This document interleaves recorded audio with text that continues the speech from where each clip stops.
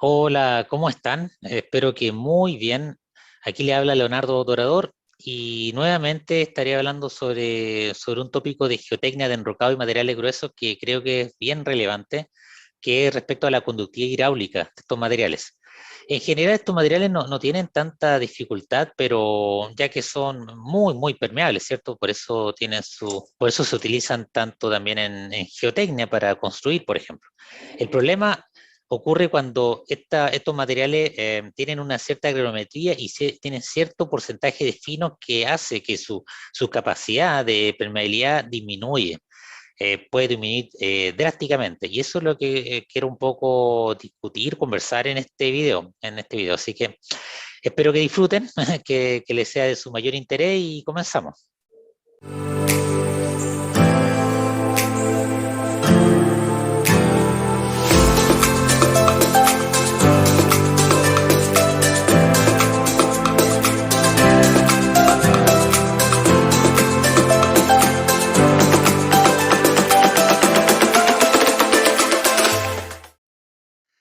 Bueno, comenzamos con este video número 7, caída de conductividad hidráulica en enrocados y materiales granulares gruesos. Eh, lo primero que quiero decir es lo siguiente. En general, los materiales gruesos nunca se habla del tema de la permeabilidad, ya que son siempre materiales muy permeables, ya que poseen partículas muy grandes, ¿cierto? Tienen esa posibilidad de que tengan una altísima permeabilidad, en general incluso menor acá aparece día a la menos 2 centímetros por segundo, menor, o sea, mayor incluso, día a la menos 1 en promedio, ¿ya? Sin embargo, esta permeabilidad depende de la matriz fina que posea este material grueso. ¿Ok? Bueno, eso va a depender obviamente del porcentaje, de cuánta cantidad de arena tenga, arena fina, media, también obviamente malla 200, incluso también el tipo de arcilla que tenga, ¿ya? Dependiendo del porcentaje de malla 200 que tenga. Eso es lo primero. Y lo segundo que, tal como dice acá, enrocado y materiales de lastre de minería, por ejemplo, poseen rangos mayores a 10 a la menos 2 centímetros por segundo y disminuye levemente para mayores presiones de confinamiento, porque la presión de confinamiento algo también va a afectar la permeabilidad, pero siempre lo que controla es la rama fina, ¿ya? Entonces, acá a la derecha aparece algo bien interesante, que es una investigación de Brito et al., ¿cierto? Que realizó ensayo de conductividad hidráulica a gravas.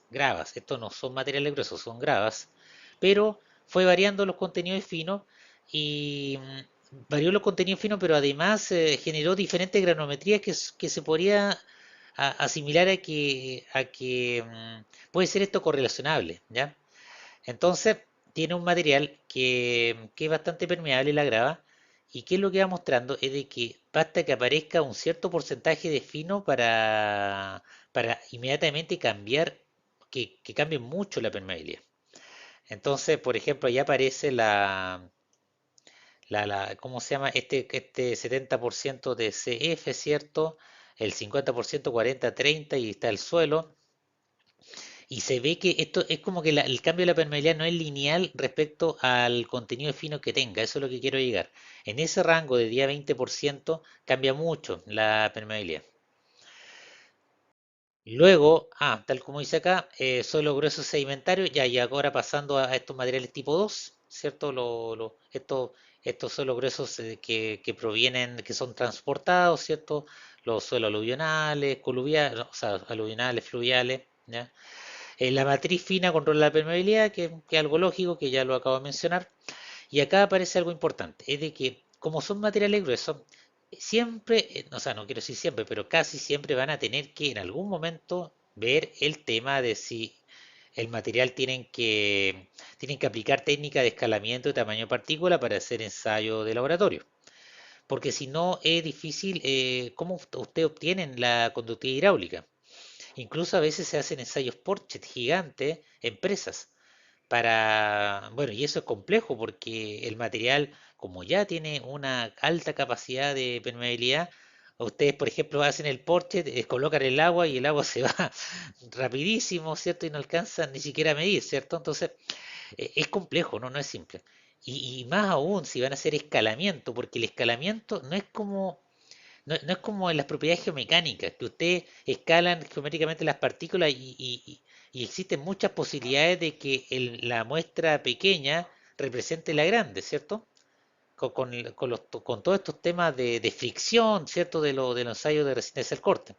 Acá es diferente, porque el tamaño de partículas, ustedes empiezan a pasar a materiales que son más pequeños, arenas, y fino. Entonces, la permeabilidad no se puede escalar. No sé si se explica bien eso, ¿ya? Y ahí está lo delicado. Entonces, ¿qué es lo que yo al menos recomiendo? Es aplicar el método de corte y reemplazo. Que el método de corte y reemplazo es que fue propuesto en los años 70, yo lo hablo en algunos cursos de materiales gruesos, también lo voy a mencionar en algunos de los videos futuros. ¿Qué es lo que ocurre? Es de que aquí lo que se hace es de que la rama fina queda constante, o sea, del material grueso, esa rama fina queda constante y ustedes sacan el material, porque ustedes remueven las partículas de sobre tamaño, ¿cierto? Y la reemplazan por material más pequeño, arena, por ejemplo, pero siempre manteniendo la rama fina, ojalá hasta la malla 40, malla 20, no lo sé, lo que más puedan, porque como controla eso la permeabilidad, ustedes la dejan igual, la dejan constante, la dejan idéntica a la del material grueso.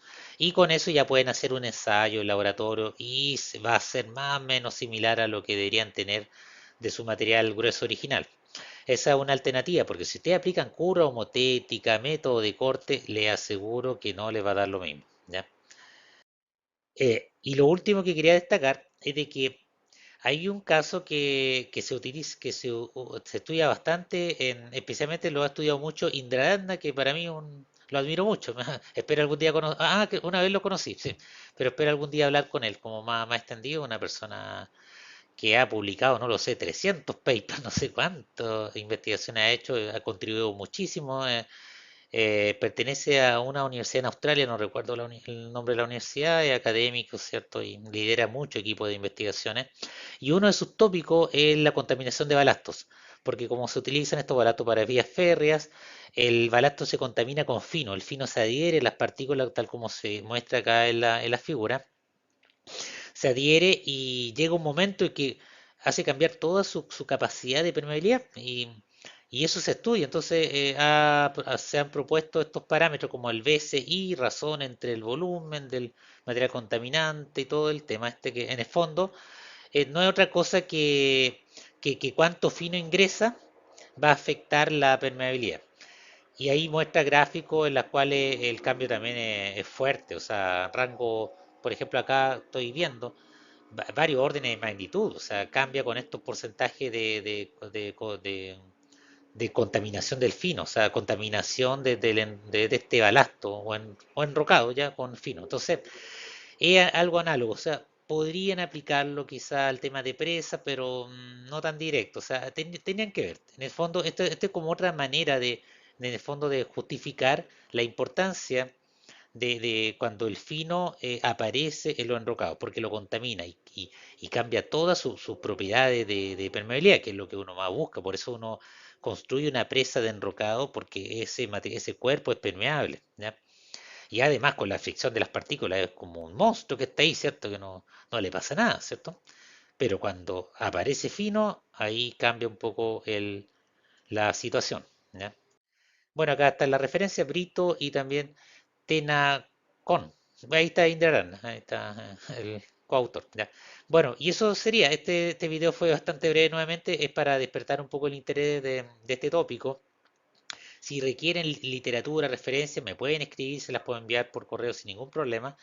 Y eso, así que espero que hayan disfrutado de este video de enrocado y materiales gruesos y bueno, y será hasta la próxima, ¿ya? Y que estén muy bien. Mucho éxito.